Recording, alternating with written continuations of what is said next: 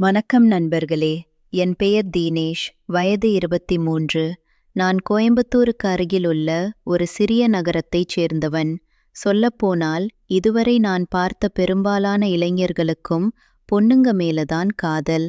ஆனால் எனக்கு மட்டும் ஏனோ தெரியலை, வயதில் மூத்தவர்களிடம் ஒரு தனி ஈர்ப்பு.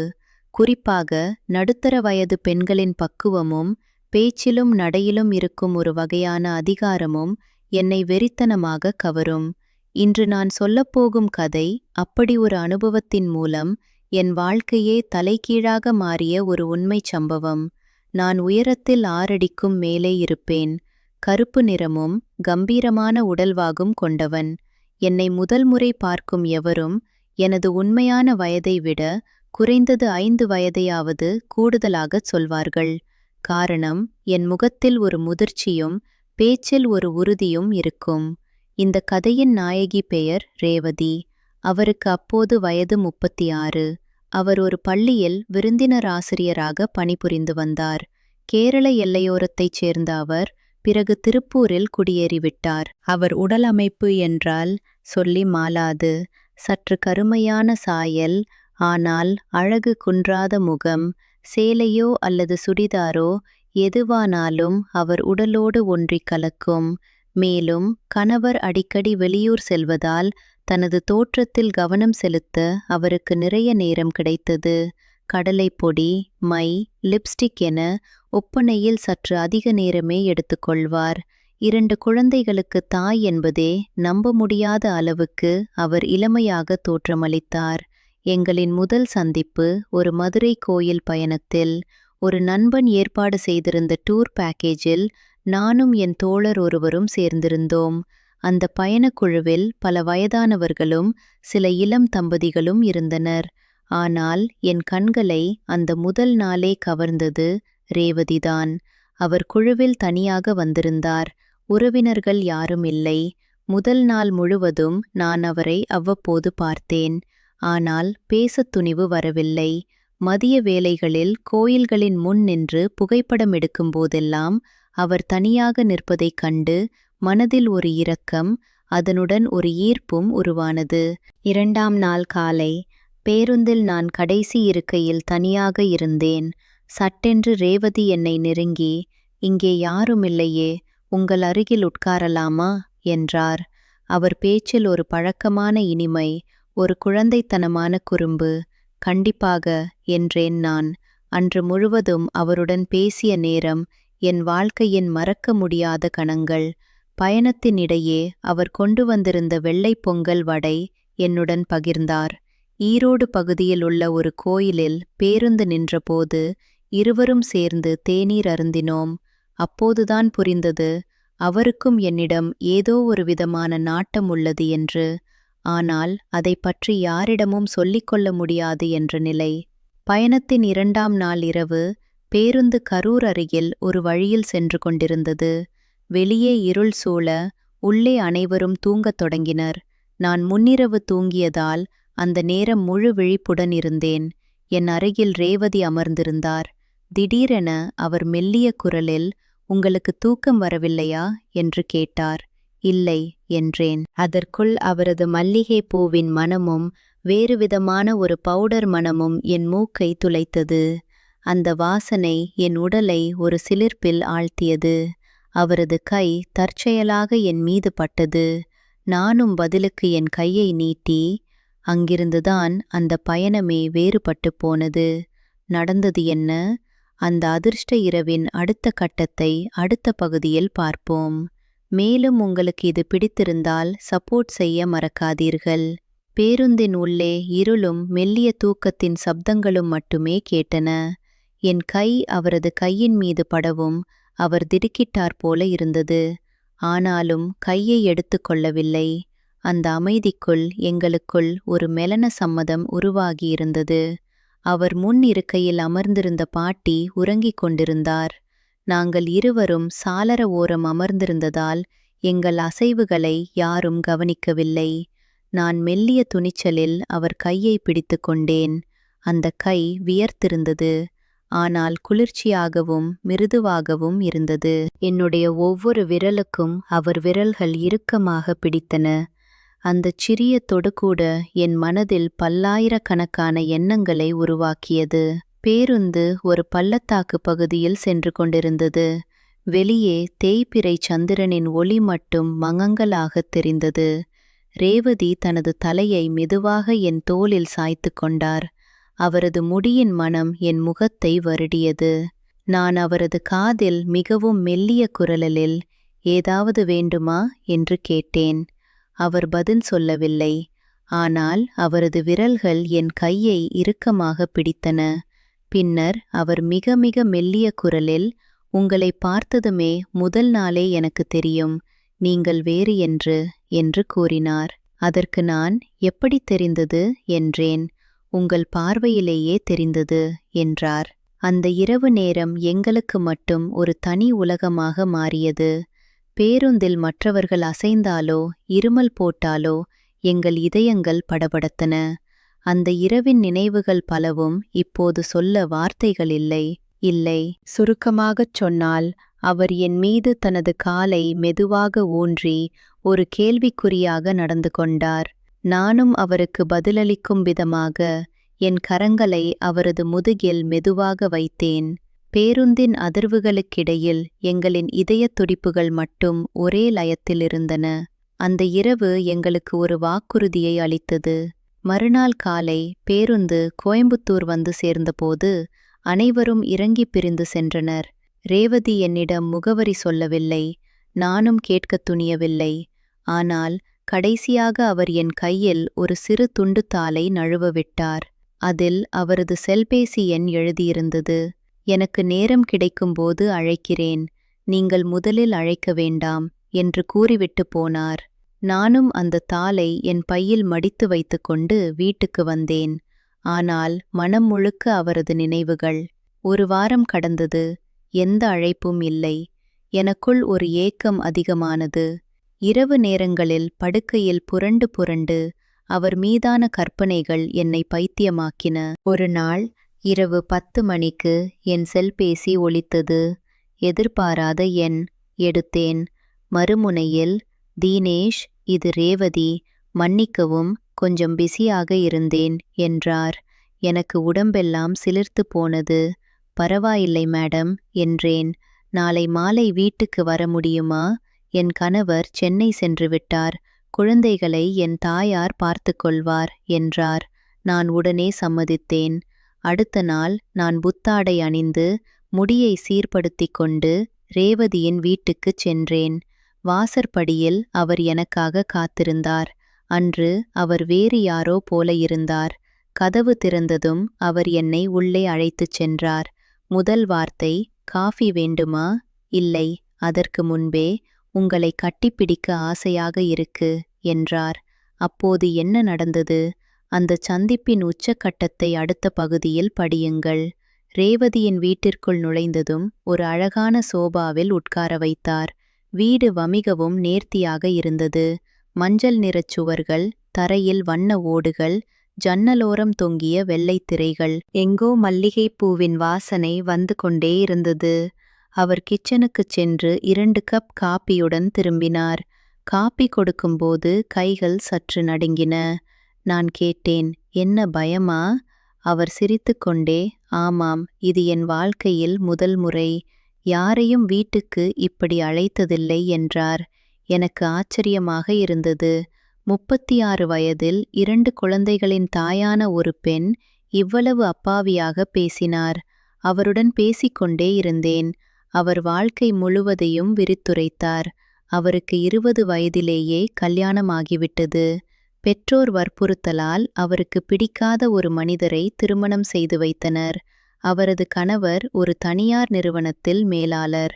ஆனால் அவருக்கு சம்பாதிப்பதும் சேமிப்பதும் மட்டுமே குறிக்கோளாக இருந்தது. ரேவதியின் உணர்வுகளுக்கு அவர் ஒருபோதும் முக்கியத்துவம் தரவில்லை. கல்யாணம் முடிந்து இரவே அவர் என்னிடம் வார்த்தையில்லாமல் இருந்தார். நானே முதலில் பேசினேன் என்று கண்கலங்கச் சொன்னார். குழந்தைகள் பிறந்த பிறகு அவர் என்னை தொடுவதையே நிறுத்திவிட்டார். ஒரு முறை நான் அவரது கையை பிடித்தேன். என்னை எரிந்து விழுந்தார். தொந்தரவு வேண்டாம் என்றார். இதைக் கேட்ட எனக்கு மிகவும் கோபமும் வருத்தமும் வந்தது. பிறகு அவர் சொன்னார், நான் ஒரு பெண், எனக்கும் ஆசைகள் உண்டு. ஆனால் என் ஆசைகளை அடக்கி வைத்துக்கொண்டு இந்த வீட்டை மட்டும் பார்த்து கொண்டு 20 வருஷங்கள் கழித்துவிட்டேன். உங்களை முதல் நாள் பேருந்தில் பார்த்தபோதுதான் என் மனம் ஏதோ சொன்னது. உங்கள் பார்வையில் ஒரு துடிப்பு இருந்தது.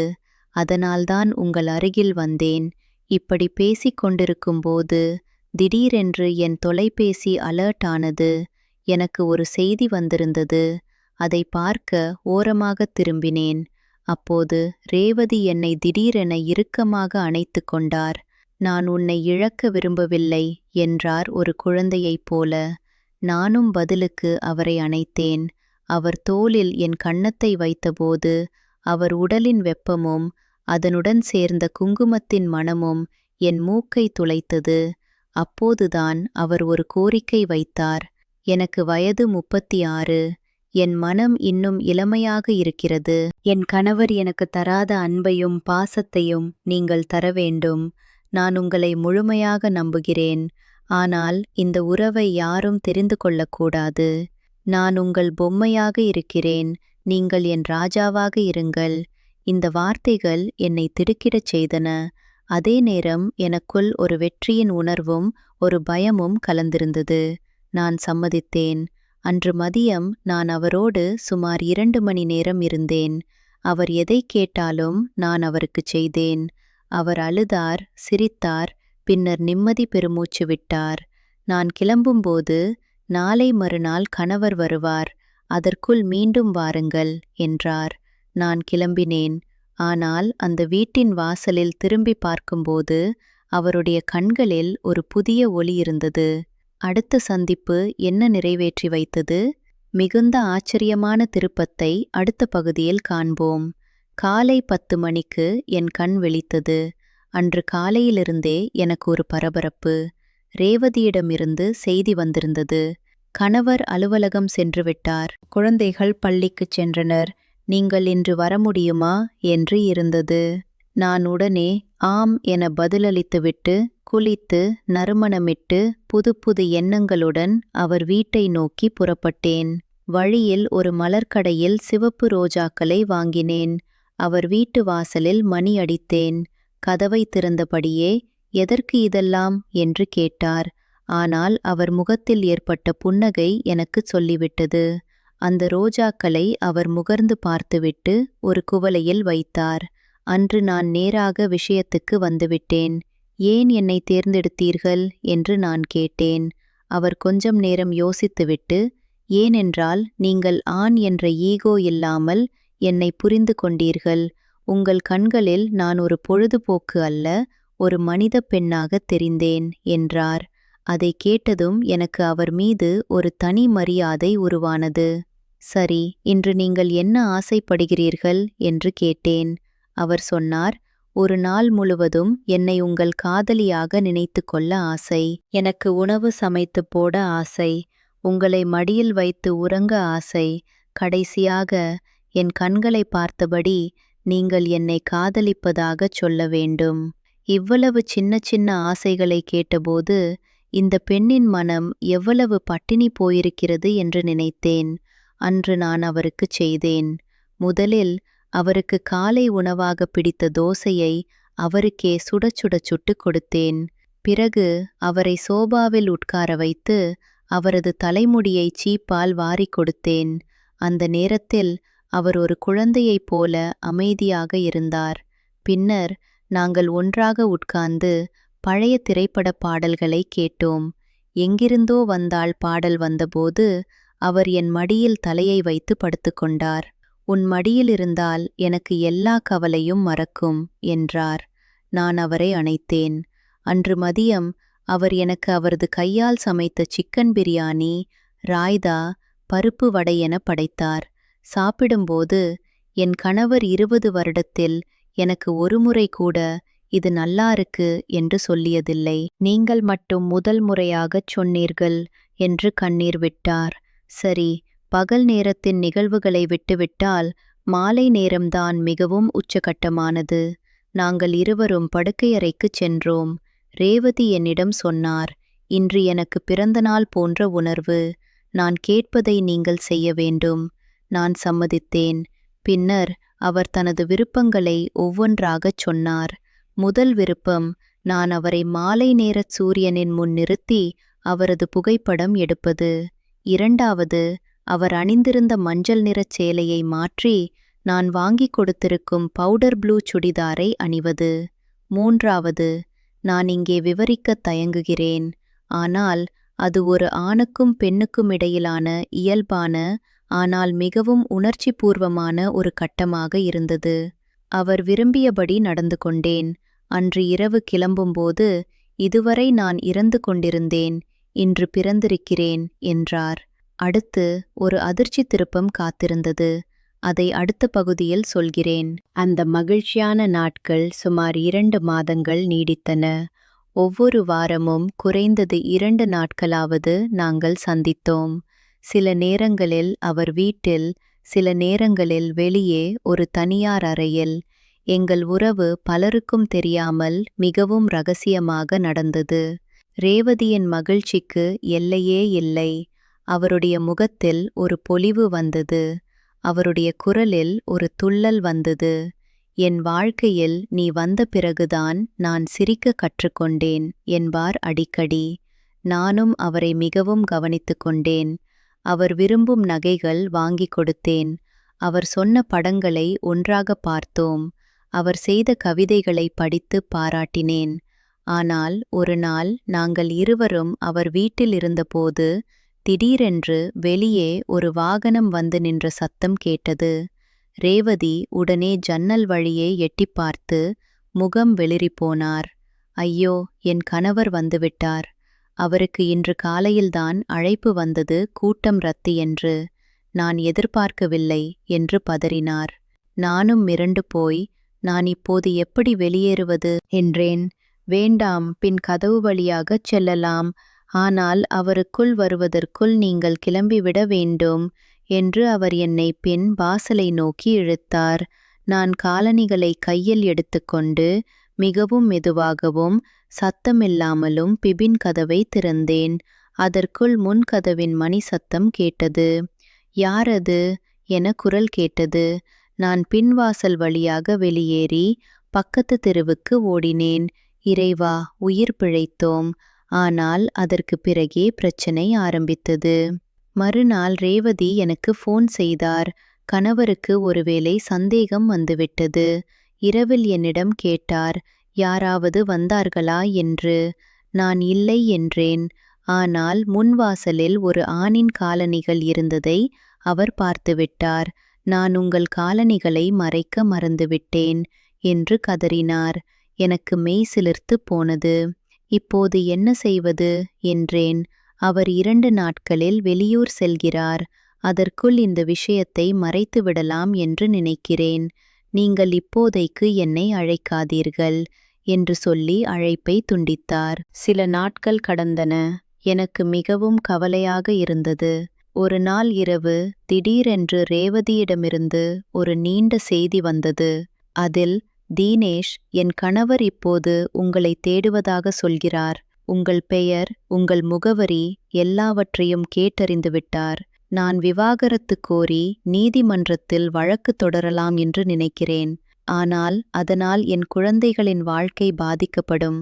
எங்கும் செல்ல முடியாமல் நான் தவிக்கிறேன். நீங்கள் 1 மாதம் என்னை தொடர்பு கொள்ளாதீர்கள். அமைதியாகிவிட்டால் பின்னர் பேசலாம் என்று இருந்தது. நான் பதிலளிக்க முயன்றேன். ஆனால் என்னால் சரியாக சிந்திக்க முடியவில்லை. இந்த உறவு இவ்வளவு பெரிய சிக்கலுக்கு வழிவகுக்கும் என்று நினைக்கவில்லை. ஆனால் நான் ஒன்று உறுதியாக நம்பினேன். ரேவதியை விட்டு கொடுக்க தயாரில்லை. அந்த சூழலில் நான் எடுத்த முடிவு என்ன?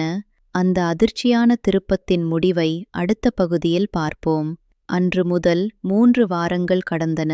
ரேவதியிடமிருந்து எந்த தொடர்பும் இல்லை. நான் பலமுறை அழைத்தேன். ஆனால் அவர் தொலைபேசியை எடுக்கவில்லை. எனக்கு பைத்தியமே பிடித்துவிடும் போலிருந்தது. இரவில் தூக்கம் வரவில்லை. பகலில் வேலையில் கவனம் செல்லவில்லை. எங்கள் உறவின் ஒவ்வொரு நினைவுகளும் வேறு கத்தியால் குத்துவது போல இருந்தது. ஒரு நாள் என் தோழன் கார்த்திக் என்னிடம், "தீனேஷ், நீ இப்போது நிறைய மாறிவிட்டாய். முகத்தில் சோர்வு தெரிகிறது. ஏதாவது பிரச்சனையா?" என்று கேட்டான். நான் எதுவும் சொல்லவில்லை. ஆனால் மனசுக்குள் ஒரு முடிவு எடுத்தேன். ரேவதியின் வீட்டுக்கே நேரில் சென்று விசாரித்துவிட வேண்டும் என்று. ஆனால் அவர் கணவருக்கு தெரிந்தால் பிரச்சனை பெரிதாகும். எனவே ஒரு சூழ்ச்சி செய்தேன். ஒரு நாள் காலை அவர் வீட்டைச் சுற்றி வேவு பார்த்தேன். கணவரின் கார் வெளியில் இல்லை. எனவே அவர் அலுவலகம் சென்றிருப்பார் என்று தெரிந்தது. பின் வாசல் வழியாக மெதுவாக உள்ளே சென்றேன். படிக்கட்டில் ஏறி மாடி அறைக்குச் சென்றேன். ரேவதி அங்கு தனியாக உட்கார்ந்து அழுது கொண்டிருந்தார்.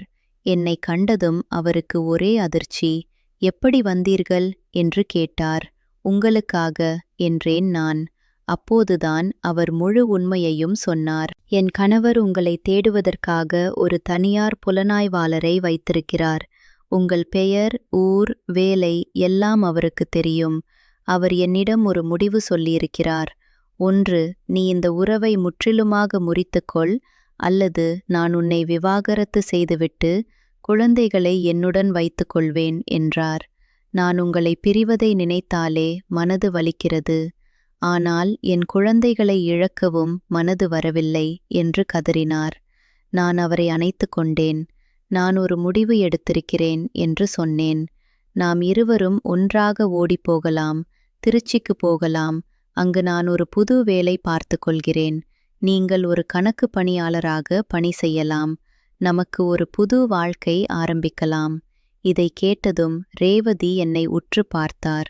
"நீங்கள் என்னை திருமணம் செய்து கொள்வீர்களா?" என்று கேட்டார். "ஆம்" என்றேன் நான். அவர் சிறிது நேரம் யோசித்துவிட்டு, "இது சரிதானா? என் குழந்தைகளை அவர்களின் தந்தையிடமிருந்து பிரிப்பதா? அவர்கள் மனரீதியாக பாதிக்கப்பட மாட்டார்களா?" என்று கேட்டார். "உங்களுக்காக என் குழந்தைகளை விட்டுக் கொடுக்க முடியாது. அவர்கள் என் உயிர்" என்றார். அதை கேட்டதும் எனக்கு ஒரு உண்மை புரிந்தது. ரேவதி மிகவும் நேசிப்பவர். ஆனால் அவருக்கு முதலிடம் அவருடைய குழந்தைகளே. நான் ஒரு கணம் மௌனமானேன். பின்னர், "நான் உங்களை வலியுறுத்த மாட்டேன். உங்களுக்கு எது சரியோ அதைச் செய்யுங்கள். ஆனால் நான் இந்த உறவை முழுமையாக விட்டுவிடத் தயாராக இல்லை. என்னால் முடிந்தால் இரகசியமாகவாவது சந்தித்துக் கொள்ளலாம்" என்றேன். அவர் பதில் சொல்லவில்லை. பிறகு, "எனக்கு நேரம் கொடுங்கள்" என்றார். நான் கிளம்பும்போது, "நீங்கள் எங்கும் செல்லாதீர்கள். நான் உங்களை மீண்டும் அழைக்கிறேன்" என்றார். ஆனால் அது இறுதிச் சந்திப்பாக இருக்கும் என்று எங்களுக்கு இருவருக்கும் தெரியும். அடுத்து என்ன நடந்தது? மிகவும் உணர்ச்சிபூர்வமான இறுதி பகுதியில் படியுங்கள். அந்த சந்திப்புக்குப் பிறகு 2 வாரங்களுக்கு ரேவதியிடமிருந்து எந்த தொடர்பும் இல்லை. நான் மனம் ஒப்புக்கொள்ள மறுத்து, ஒவ்வொரு நாளும் அவர் ஃபோன் செய்வார் என்று காத்திருந்தேன். ஆனால் ஒரு நாள் மாலை அவரிடமிருந்து ஒரு கடிதம் வந்தது, அஞ்சலில். அதை படித்ததும் என் கண்கள் கலங்கின. அதில், "தீனேஷ், உங்களுக்கு எழுத மனம் வரவில்லை. ஆனால் கட்டாயம் சொல்ல வேண்டும். நான் என் கணவருடன் ஒரு ஒப்பந்தத்திற்கு வந்துவிட்டேன். நான் இனி உங்களை சந்திக்க மாட்டேன்.